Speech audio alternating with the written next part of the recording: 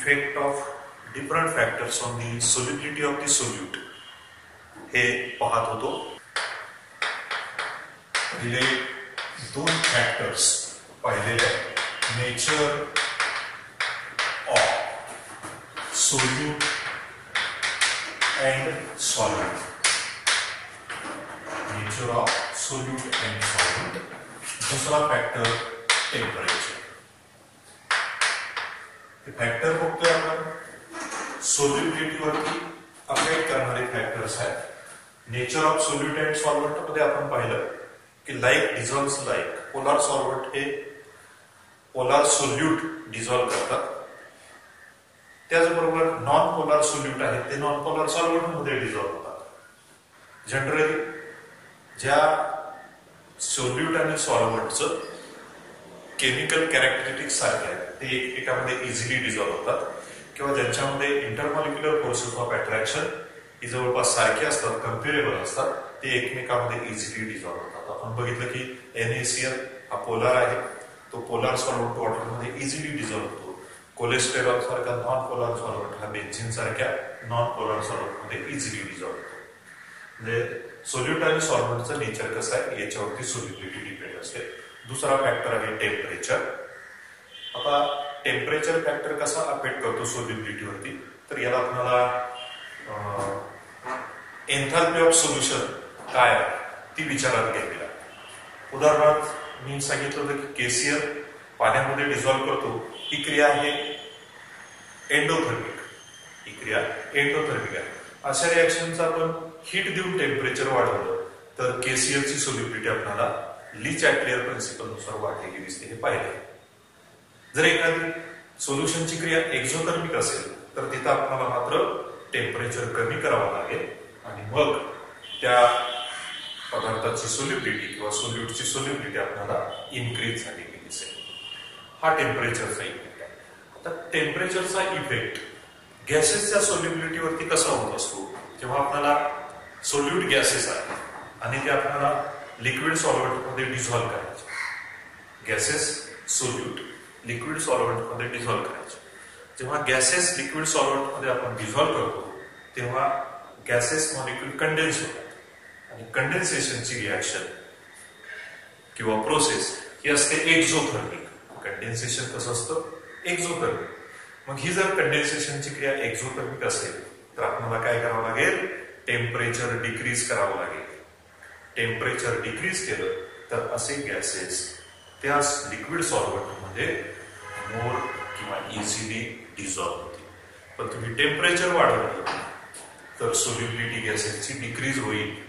म्हणून temperature decrease करून आपल्याला एखाद्या गॅसेस सोल्यूटची सोल्युबिलिटी लिक्विड सॉल्व्हेंटमध्ये वाढवता येईल. त्यानंतर तिसरा फॅक्टर आहे प्रेशर. सॉलिड आणि लिक्विड हे इनकॉम्प्रेसिबल असतात, त्यांचं कॉम्प्रेशन होत नाही. पण प्रेशरचा इफेक्ट मात्र गॅसेसच्या सोल्युबिलिटीवरती झालेला दिसून येतो. The solubility of gases solute in liquid solvent it depends upon pressure or solubility of gaseous solute is proportional to the pressure. When we increase the pressure, the solubility of gas in liquid solvent, it goes on increasing. This is given by, this relation is given by Henry. So it is called Henry's law. त्याला काय म्हटलं जातं, Henry's law. जर solubility gases yes असेल आणि ह्या गॅसेसवरचं pressure जर P असेल तर या प्रेशरवर त्या गॅसेसची सोल्युबिलिटी इन्क्रीज होते. So solubility of gases is directly proportional to the pressure. म्हणून आपल्याला हेनरीजनी हे स्टेटमेंट दिलेलं आहे, solubility of any gas is directly proportional to the pressure on the gas at given temperature. याला म्हणायचं हेनरीज लॉ. तो S equal to KH into P, KH is the proportionality constant called Henry's constant. याला proportionality constant म्हणायचं किंवा Henry's constant असंही म्हणतात. त्याच्यावरून आपल्याला kh असं लिहिता येईल, kh is equal to s upon t. kh is equal to s upon t. जर गॅसेसवरचं प्रेशर 1 बार असेल, 1 बार असेल, तर आपल्याला kh is equal to s असे इक्वेशन देतात. याच्यावर प्रोपोर्शनॅलिटी कॉन्स्टंट म्हणजे काय, kh किंवा हेनरीज कॉन्स्टंट एक सोल्युबिलिटी आहे. पण किंवा when pressure applied on the gas molecule is 1 bar, then kh is equal to s. kh चे युनिट लिहिता येईल, kh is equal to solubility आपण अशी लिहितो मोल पर लिटर, म्हणजेच मोल लिटर इनव्हर्स, मोल लिटर इनव्हर्स. प्रेशर बार मध्ये असेल तर हा डिवायडेड बाय आहे, म्हणून बार इनव्हर्स, बार इनव्हर्स. असं प्रोपोर्शनॅलिटी kh याचं रिलेशन आपल्याला दिसेल. प्रेशर हा इफेक्ट, प्रेशरचा इफेक्ट एखाद्या सोल्यूटच्या सोल्युबिलिटीवरती कसा होतो, पर्टिक्युलरली गॅसेसच्या सोल्युबिलिटीवरती. तर गॅसेस हे जेवढं प्रेशर जास्त तेवढं गॅसेसची सोल्युबिलिटी दिलेल्या लिक्विडमध्ये जास्त असते. हे आपल्याला याच्यावरून सांगायला. हेच कोणी दिलेलं रिलेशन हेनरीजने दिलेलं आहे. त्याला हेनरीज लॉ असं म्हणायचं. त्याचं statement solubility directly proportional to pressure, त्याच्यावर हेनरीज कॉन्स्टंट त्याचं युनिट आपल्याला डिस्क्राईब करतात. महत्वाचे 3 फॅक्टर लक्षात ठेवा. Nature of solute and solute कशावरती अफेक्ट करतात, सोल्यूटच्या सोल्युबिलिटीवरती अफेक्ट करतात, टेम्परेचर आणि प्रेशर. यानंतर आपल्याला नेक्स्ट पार्ट पाहायचा आहे.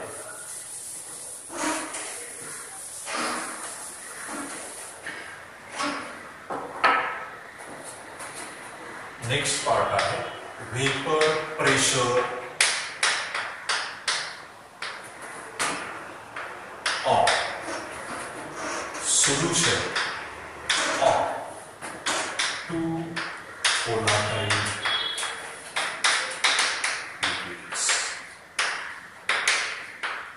2 volatile liquids. Vapor pressure of solution of 2 volatile liquids. समजा आपल्याला एक सोल्युशन असं बनवायचं आहे की ज्याच्यामध्ये 2 व्होलाटाईल लिक्विड्स आहेत. व्होलाटाईल ज्यांचं इझिली वेपरायझेशन होतं असे लिक्विड्स.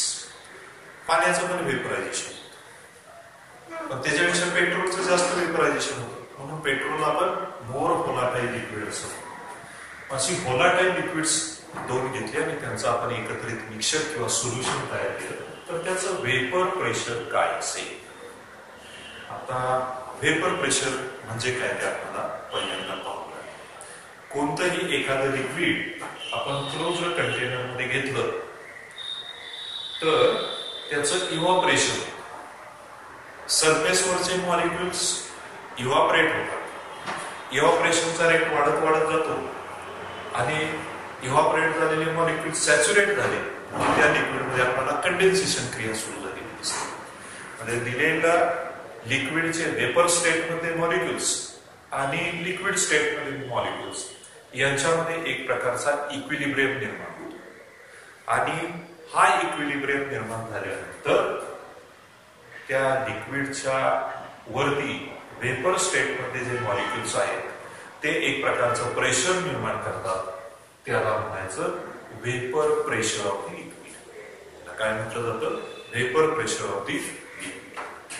मग समजा आपण 2 लिक्विड्स घेतलेले आहेत, एक A1 आणि A2 अशी 2 लिक्विड्स आहेत, एकमेकांमध्ये मिक्स केलेले.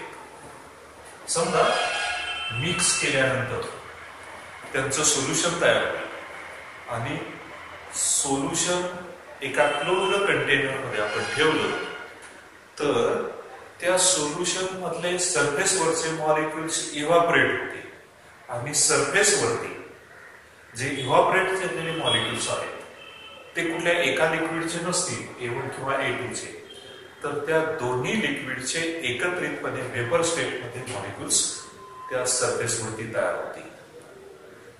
आता हे जे मॉलिक्युल्स इक्विलिब्रियम स्टेटला जे प्रेशर निर्माण करतील त्याला म्हणायचं vapour pressure of the solution. कुठल्याही लिक्विडचं नाही, त्या सोल्युशनचं vapour pressure.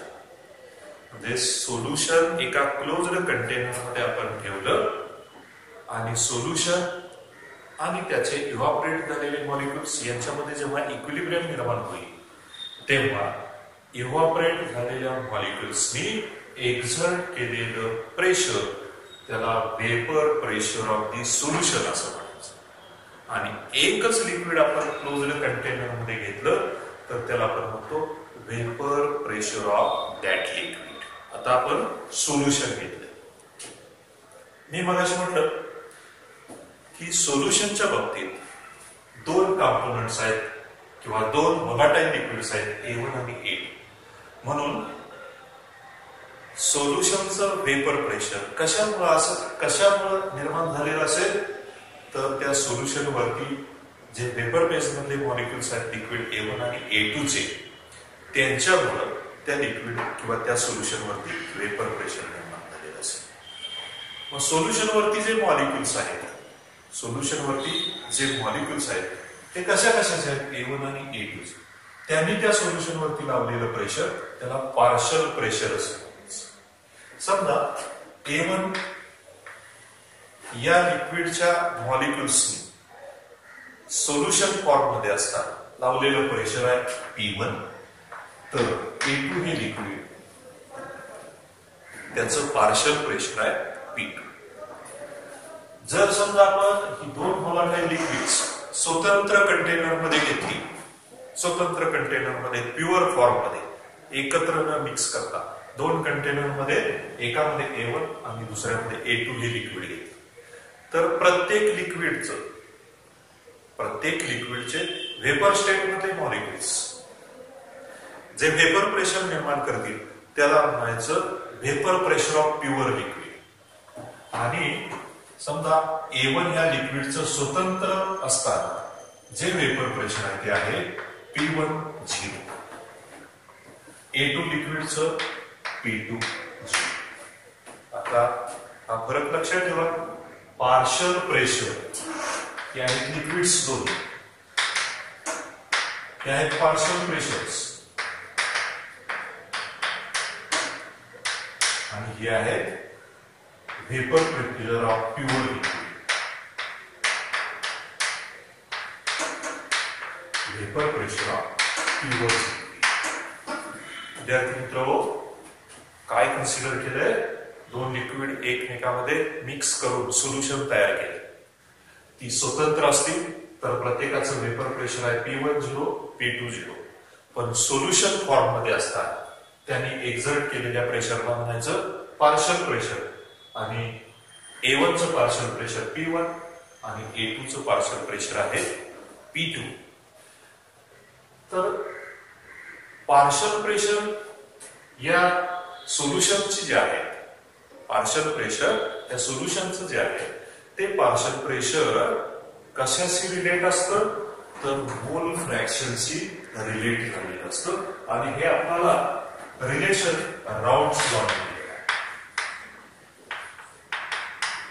Rounds law, partial pressure of the liquid and मोल फ्रॅक्शन यांच्यामध्ये एक प्रकारचं रिलेशन आहे. ते रिलेशन कोणी दिलंय? रॉल्ड्स लॉ ने दिलेलं आहे. रॉल्ड्स लॉ काय सांगतो? The partial pressure of any liquid in solution is equal to the mole fraction of that liquid into its vapour pressure in pure form. बघा काय सांगितलेलं, मी इक्वेशनच्या स्वरूपामध्ये लिहितो. फॉर लिक्विड फर्स्ट, या लिक्विडच्या बाबतीत partial pressure P1 of, partial pressure म्हणजे solution मध्ये असताना partial pressure of liquid A1 that is P1 partial pressure P1 of liquid A1 is equal to product of vapor pressure of that liquid in pure form, that is P10, into its mole fraction. Suppose mole fraction is X1. X1 is the mole fraction of this liquid. Likewise, partial pressure P2 of liquid A2 is equal to the product of vapor pressure of that pure liquid, that is P20, into its mole fraction X2. Suppose X1 and X2 are mole fraction of liquid A1 and A2. याला म्हणायचं routes law. Routes law कशाचं relation सांगतो? Partial pressure आणि मोल fraction. Partial pressure of that component and mole fraction of that component. This relationship is given by Raoult's. Then total pressure of the solution above the solution. Okay? Total pressure of these two liquid molecules exerted on the solution surface P is equal to P1 plus P2. P1 plus P. दोन volatile लिक्विडच्या solution तयार केल्यानंतर त्या solution वरती जे total vapour pressure exert झालेलं असेल ते P equal to काय असेल? Partial pressure of first liquid plus partial pressure of second liquid. आपण याच्यात P1 आणि P2 च्या व्हॅल्यू दिल्या. P is equal to P1 X1 plus P20 X2. आता हे सोल्युशन बायनरी सोल्युशन आहे. का बायनरी आहे? तर याच्यामध्ये किती कंपोनेंट्स आहेत? दोनच कंपोनेंट्स आहेत. हे दोन लिक्विडचं मिळून सोल्युशन तयार झाले. दोन लिक्विड म्हणजे दोन कंपोनेंट असणारं सोल्युशन आहे. दोन कंपोनेंटच्या बाबतीत त्यांच्या मोल फ्रॅक्शनची बेरीज X1 plus X2 equal to 1 असते. टोटल मोल्स बायनरी सोल्युशन मध्ये किती असतात? कंपोनेंटचे युनिटी एवढे असतात. X1 plus X2 equal to 1. म्हणून X1 लिहिता येईल आपल्याला. X1 equal to this 1. X2 तिकडे येतो 1 minus X2. 1 minus X2.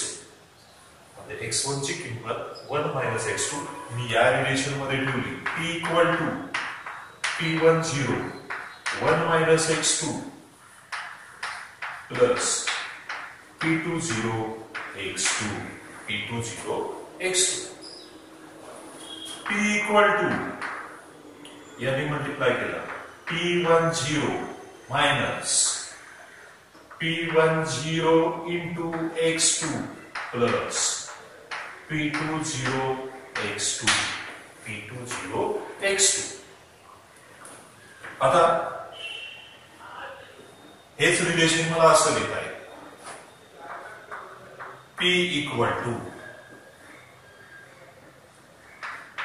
P20 या दोन रिलेशनचा विचार करा.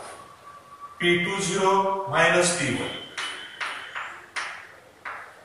P20 मायनस P10 याच्यातून मी X2 कॉमन काढला. P20 मायनस P1 प्लस आता प्लस P10 प्लस P10. मला हे रिलेशन मिळालं. हे आहे सोल्युशन वरचं टोटल प्रेशर. टोटल प्रेशर म्हणजे कशा कशाचं प्रेशर असेल तर A1 लिक्विडचं पार्शियल प्रेशर अधिक A2 लिक्विडचं पार्शियल प्रेशर आणि टोटल प्रेशर सोल्युशन वरचं दोन्ही लिक्विडच्या वेपर स्टेट मधल्या मॉलिक्युल्सनी लावलेलं ते किती आलं? P20 minus P10 X2 plus P10. आता मी इथं म्हटलंय P10 काय आहे, vapour pressure of pure liquid A1. P20 vapour pressure of pure liquid A2.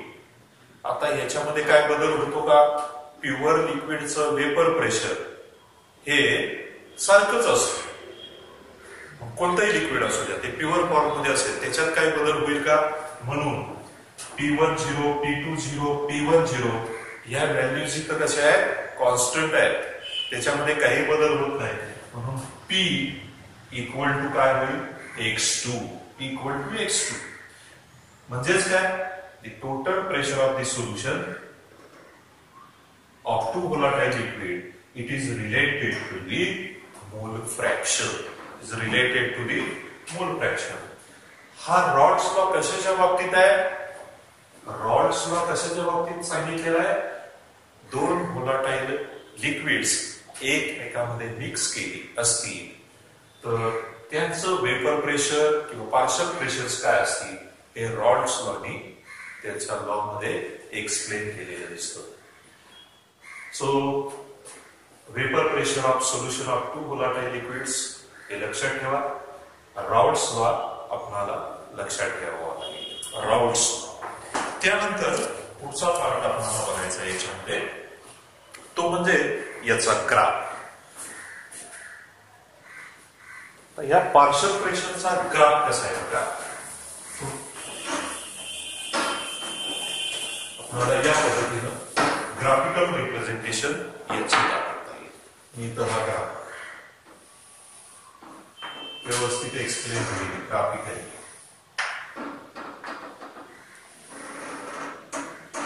इथं आहे वेपर प्रेशर आणि इथं आहे मोल फ्रॅक्शन. वेपर प्रेशर आणि मोल फ्रॅक्शन असा हा ग्राफ मी अगोदर काढतो मग एक्सप्लेन करतो. हे डॉटेड आहे. हा आहे partial pressure P2 of another liquid.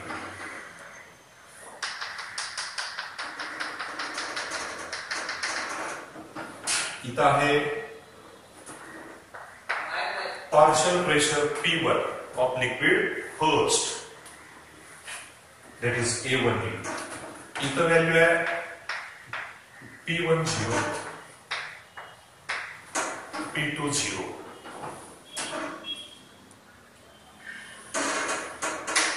इथं आहे total pressure equal to P1 plus P2.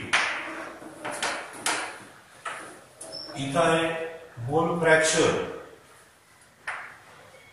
X1 equal to 0. इथं आहे X1 इक्वल टू 1. इथं आहे X2 equal to 0, X2 equal to 1. असा ग्राफ. आता या ग्राफ मध्ये तीन कर्व दिसतात, P1 साठी, P2 साठी आणि हा total pressure partial pressure P साठी. हा ग्राफ काय एक्सप्लेन करतो बघा.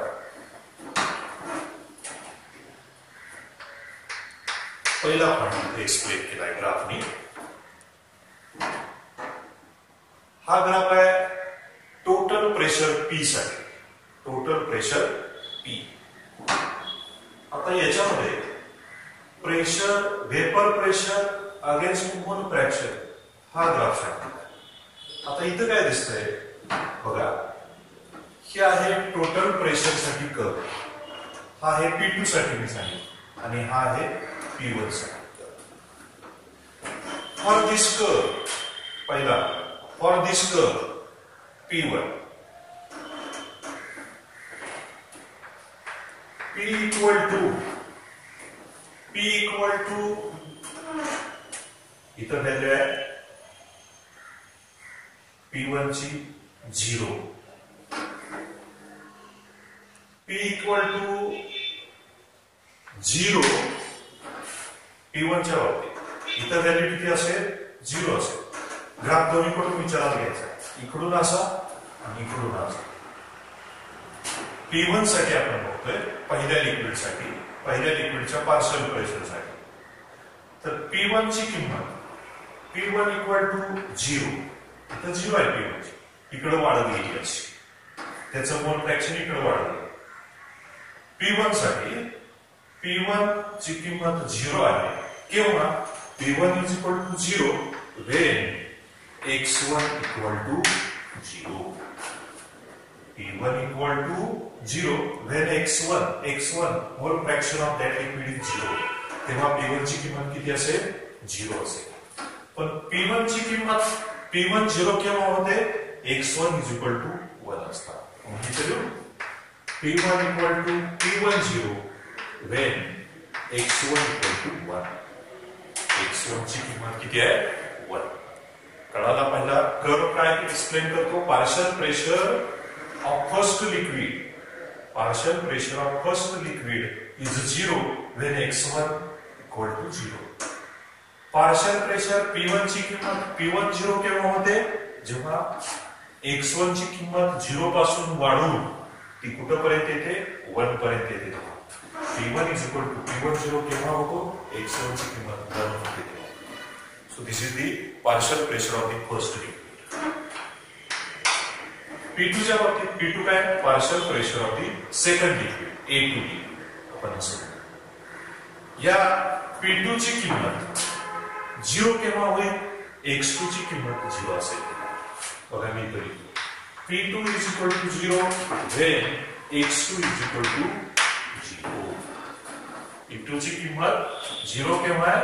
x2 equal to 0 आहे.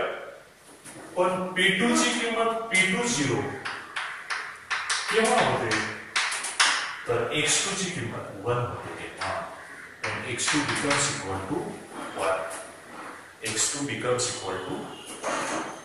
So this is the partial pressure of P2. The total pressure आहे vapor pressure of both the liquid. P ची किंमत P equal to P1 0 केव्हा होते? P is equal to P1 0 when x1 is equal to 1. x1 is equal to 1. P becomes equal to P1 0 when x1 is equal to 1. P becomes P2 0 when x2 is equal to 1. x2 is equal to 1. असे 3 graph आपल्याला इथे दिसतात. हे total pressure हा graph जो आहे, हा graph आहे आयडियल सोल्युशनचा.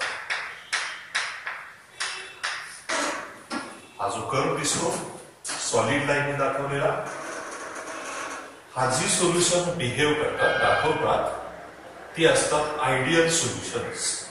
आणि आयडियल सोल्युशनच्या बाबतीत आपल्याला हा curve it lies between non ideal solutions. It lies between these two solutions. So this is the important graph which explains what are the values of partial pressures and their vapor pressures. The graph is between vapor pressure and mole fraction.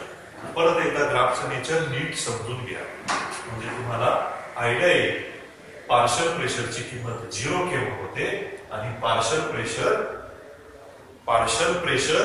हे P1 0 केव्हा होईल? जेव्हा त्याचं मोल fraction काय होईल? 1 होईल. हे कशाचं आहे? A1 लिक्विडचं आहे. या लिक्विडचं पार्शियल प्रेशर प्युअर लिक्विडच्या वेपर प्रेशर एवढं केव्हा होईल? जेव्हा त्याचं मोल फ्रॅक्शन 1 एवढं, याच्या एवढं असेल. पार्शियल प्रेशर 0 केव्हा असेल? त्याचं मोल फ्रॅक्शन 0 असेल तेव्हा. तसं दुसऱ्या लिक्विडचं पार्शियल प्रेशर प्युअर लिक्विड त्याचंच प्युअर लिक्विडच्या वेपर प्रेशर एवढं केव्हा होईल, जेव्हा x2 त्याचं मोल फ्रॅक्शन 1 असेल, आणि 0 केव्हा होईल, मोल फ्रॅक्शन 0 असतात. पण टोटल प्रेशर 0 झालंय का? P1 आणि P2 यांचं एकत्रित वेपर प्रेशर किंवा पार्शल प्रेशर 0 झालेलं दिसतं का? आपल्याला दिसत नाही. इट लाईज बिटवीन P1 0 आणि P2 0 या व्हॅल्यूच्या दरम्यानच आपल्याला दिसतंय. आणि असं जे नेचर बिहेव करणारी सोल्युशन्स आहेत ते असतात आयडियल सोल्युशन्स. म्हणून आयडियल सोल्युशन तुम्हाला ओळखता येतील कोणते आहेत ती. विद्यार्थी मित्र हो, हा ग्राफ आपल्याला दिसेल आयडियल आणि नॉन आयडियल सोल्युशनच्या बाबतीत. आता याच्यावर तुम्हाला सोल्युशनचे 2 प्रकार आणखी सांगता येईल, आयडियल सोल्युशन आणि non ideal solution. Ideal solution आणि नॉन आयडियल सोल्युशन. आता बघा काय अर्थ सांगितला ideal सोल्युशनचा. The solution which obeys Raoult's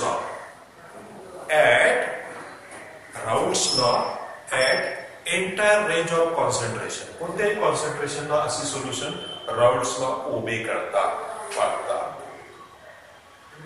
ideal सोल्युशनच्या बाबतीत आयडियल सोल्युशन तयार होत असताना म्हणजे जे कंपोनेंट्स आपण मिक्स करतो आणि सोल्युशन तयार करतो तेव्हा कुठल्याही प्रकारची हीट इव्हॉल्व होत नाही किंवा हीट ऍब्सॉर्ब होत नाही. म्हणून आपण आयडियल सोल्युशनच्या बाबतीत असं म्हणू शकतो की डेल्टा एच कॉन्स्टंट असते मिक्सिंगची. दोन्ही कंपोनेंट मिक्स केले तर हीट बाहेरही पडत नाही आणि ऍब्सॉर्ब होत नाही. डेल्टा एच मिक्सिंग किती असते, 0 असते. 2 लिक्विड समजा मिक्स केलीत आणि त्यांचं आयडियल सोल्युशन आपण तयार केलंय तर 2 लिक्विडचं जे व्हॉल्यूम आहे तेवढंच त्यांनी तयार केलेल्या सोल्युशनचं व्हॉल्यूम असतं. म्हणून चेंज इन व्हॉल्यूम मिक्स केल्यानंतर हाही कसा असतो, कॉन्स्टंट असतो. काय काय सांगतोय लक्षात ठेवा.